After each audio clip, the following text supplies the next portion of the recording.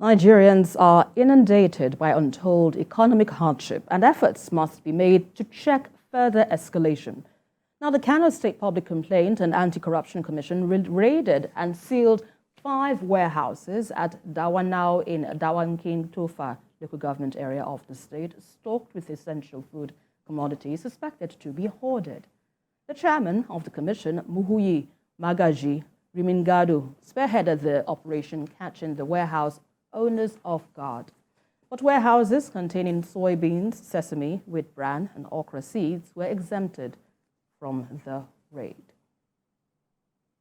BKO, let me get your thoughts on this matter because, there are many that are in need of this food and some have decided to stockpile it. But from your own perspective now, how do you think this alleged hoarding of food items, contributes to the escalating hardship in Nigeria? Let's have your thoughts on this first. Well, when the whole idea of hoarding the food items is to drive off prices. And there are people who mop up food items, produce from farmers during the wet season and lock them up in their warehouses, in their silos, and bring them out many months after when they believe that they'll be able to make more money. People do this a lot. Even I know people who buy palm oil in ample quantity, they refuse to sell. They will now sell several months later, believing that, okay, there is a time when the prices will go up. No, demand. Not demand. The level of production will go down. Especially for seasonal crops or produce. They wait until when production level comes down, which affects supply. And then that's when they will start pushing it out. In this case, there are people, these people who are suspected to be hoarding this, waiting for Ramadan to kick in before they start selling. So all of these food items, their prices go up during the Ramadan season, during the fasting season. And governors have been telling them that, look, you don't have to do this. You don't have to make life difficult for people at a time when they are fasting and looking up to God to make things better, not just for them as a people, for Nigeria in general. So now, in the case of these guys now, they are claiming that, they have contracts from the World Food Program to supply these grains. But the state government is saying, okay, if you have contract with the World Food Program, you have to provide evidence. We'll take over your premises. We will take you to court. Whatever the court decides is what we'll do. If the court says, look, these guys have not provided empirical evidence that they stocked those grains because they had contractual commitment to the World Food Program, to UN and ECOWAS, then the court may decide that it should be auctioned. They may even be jailed, So it is for them to provide evidence that indeed they were not ordering these food items with the desire to trigger scarcity, which would then drive up their prices. If they can prove that, then no problem. But we have an issue to contend with. Nigerians who are greedy, who want to profiteer from the pains that all of us are going through. They are worse than the people in government that they accuse of insensitivity. Because if you deliberately stock grains because you want to see induce scarcity, and then Because they will have gone from place to place buying up these things. It's just like the naira against the dollar. Banks kept 5 billion in their votes at a time when the rest of us didn't have enough supply of forex. What were the banks doing with 5 billion? It's not the duty of the banks to keep the money because they are intermediaries. Whom were they keeping the dollars for? You are intermediate, you are like agents. The CBN made dollars available to you so that you can reach people. The CBN at the time said, oh, we are not selling to Bureau de change operators anymore. We sell directly to the bank. But we see what they do. They engage abokis by the side. When you go into a bank, they will point at the aboki, go and deal with that person. Was that what the CBN told them to do? They too were clearly hoarding the dollar, creating artificial scarcity which would drive up the rates so that they can make as much money as possible. This is the way of many of our people. So I'm interested in seeing how this would end. Then look at what happened in Niger. The governor was frustrated. Niger is one of the best at agri-production in our country. And they have enough land. It's the biggest state in our country. Even one of the local governments is bigger than some states. One local government bigger than some states in Nigeria. That's Bogu local government. Now, the governor said you can no longer, that nobody should buy up food items in bulk anymore. So bring in trucks to come and load food. Whereas the people, when you come, you mop up those grains, the residents of the state will have nothing to buy. They will then take to the street. And the governor said, no more. If anybody comes to buy up such grains, grains like that, their trucks will be impounded.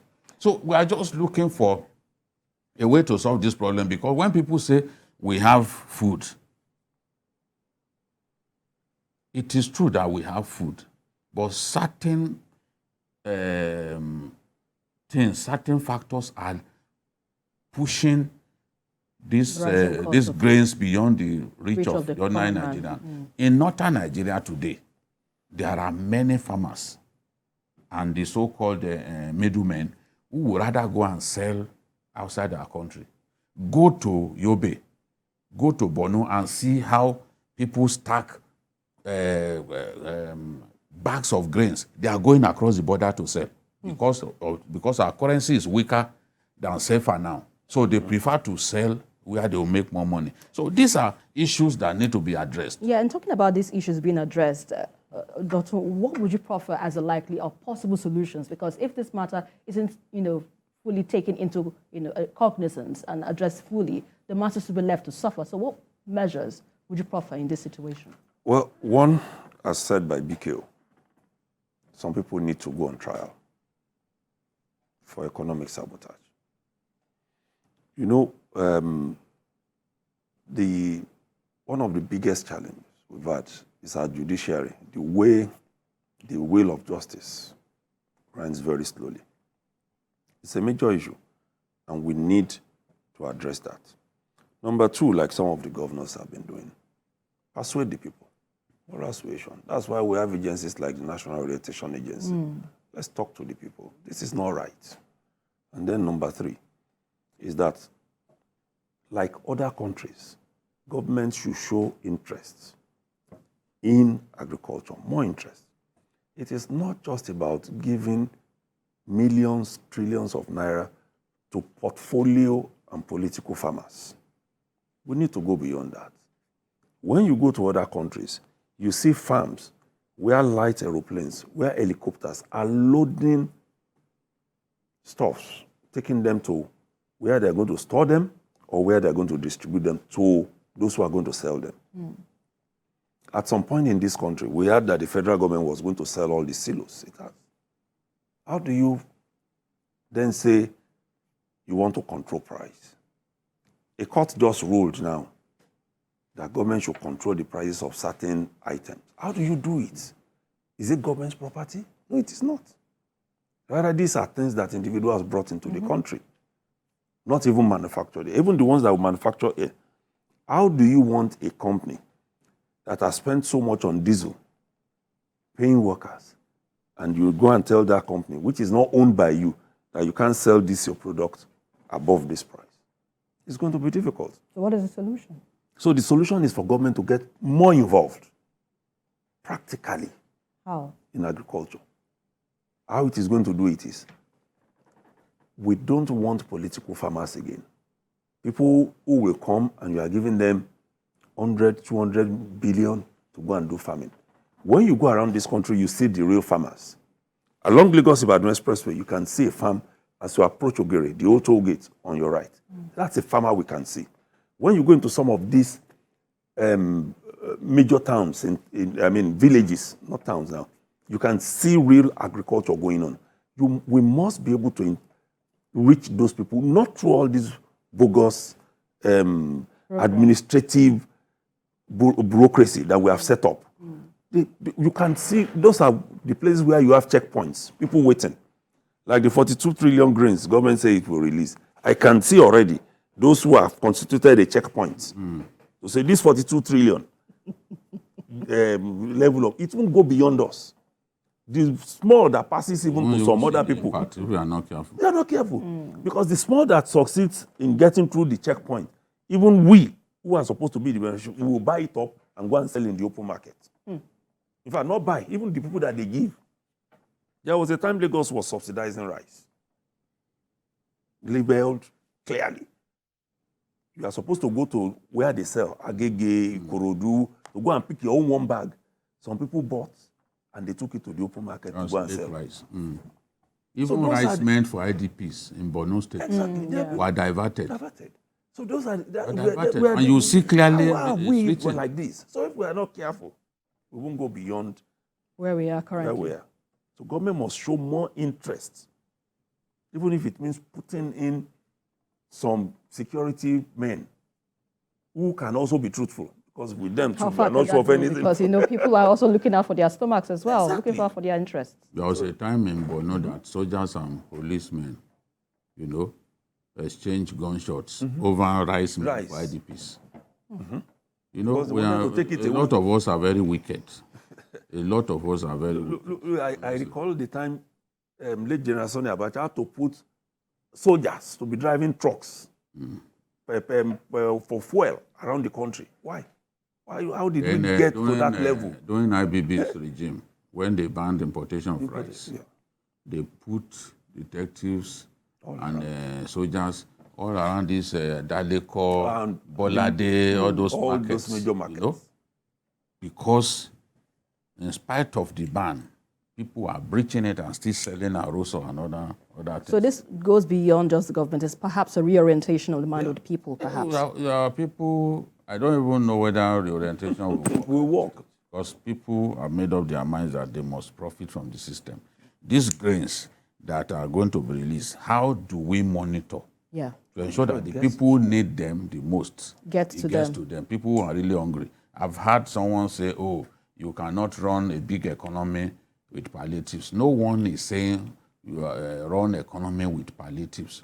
But you cannot say that in the season that we find ourselves, that the poor should be neglected. You've got to attend to the needs of the very poor in our society. Even the World Bank keeps talking about that. Even the World Bank recommends this conditional cash transfer as a means of reaching to the poorest very of the poor. So it's not a matter of, operating an economy, a big economy with palliatives. No, you can't neglect the poor, because this the removal of subsidy has triggered inflation on a very big scale. It makes life unbearable for the very poor in our society. So it's those very poor that these palliatives are meant for. Nobody is talking about elites. So is there any clear-cut procedure now that you will proffer that the government should take cognizance of, or should practically adopt? If the government cannot find a way to ensure that this reaches the people that needs those grains the most, then it's a waste of time. It should be kept. It's a waste of time. Because that's the president released money for grains to governors. Many of them, we have not seen them distribute it. There is a governor in this southwest that has not distributed a grain of rice and is going around calling himself a governor. There are people the National Assembly members, they got money. At least with their own mouths, they admitted it. They got money to give grains to people during December. And they converted the money to something else. Some use it to buy sewing machine, some use it to buy motorcycles. Was that what it was meant for? So you see the thing, we can heap all the blame on the man. President, yeah. Because it's convenient for everybody, especially those who didn't want him to win. They say, hey, we told you. We told you that this Agbado man cannot do it. They can say all of that, but where he even takes steps to say, okay, let's help the poorest. Are our people sincere? Our people sincere? Where the government is sincere, we showed it here. We showed people in Yobe picking grains, 10-year-olds carrying their own bags. Have you seen that in the Southwest, for example? Have you seen a 10-year-old man, boy, carrying a bag of rice? Whereas in another state, they even took it to tertiary institutions. They are calling out the students and giving them 10 kg bags of rice. Is it not? Are we not in the same country? Indeed, if they can get it in those places, who says that should not be done? They do see people picking up bags of rice in Osun, for example. Show me where the government distributed bags of rice in Osun for people. All right.